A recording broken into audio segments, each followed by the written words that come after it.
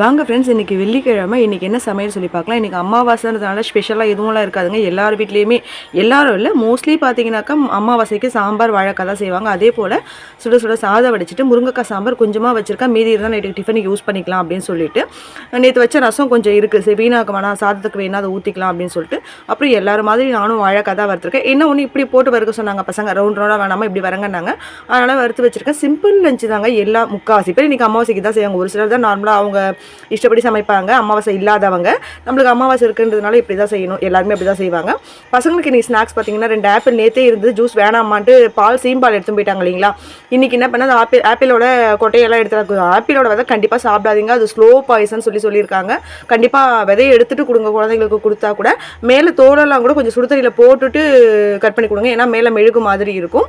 நான் பார்த்தீங்கன்னாக்கா அப்படி தாங்க பண்ணேன். மேலே இருக்க தோலெல்லாம் அழகாக சுடுதண்ணில் போட்டு கொஞ்சம் நேரம் எடுத்துகிட்டு அதை க்ளீன் பண்ணிவிட்டு கட் பண்ணி விதையெல்லாம் எடுத்துகிட்டு தேன் ஊற்றி கலந்து கொடுத்தாச்சு. காலையிலேக்கு எப்பயும் போல் பார்த்தீங்கன்னா நட்ஸ் எல்லாம் அரைச்சி ஊற்றி ஒரு சூப்பராக ஒரு மில்க் ஷேக் மாதிரி, நட்ஸ் மில்க் ஷேக் மாதிரி அரைச்சி வச்சுட்டேன். இது ரெகுலராக பால் மாறாமல் செஞ்சுட்ருக்கேன். இது நிஜமாகவே சொல்கிறாங்க, ரொம்ப சரியான ரிசல்ட் கொடுக்குது. ஹேர் ஃபால் இருக்கவங்க, முகத்தில் கொஞ்சம் பொலிவு இல்லாமல் இருக்கவங்களுக்குலாம் கண்டிப்பாக இந்த டார்க்னஸ் இருக்குது பார்த்தீங்களா, அதுக்கெலாம் சரியாகுது. கண்டிப்பாக நீங்கள் ட்ரை பண்ணி பாருங்கள்.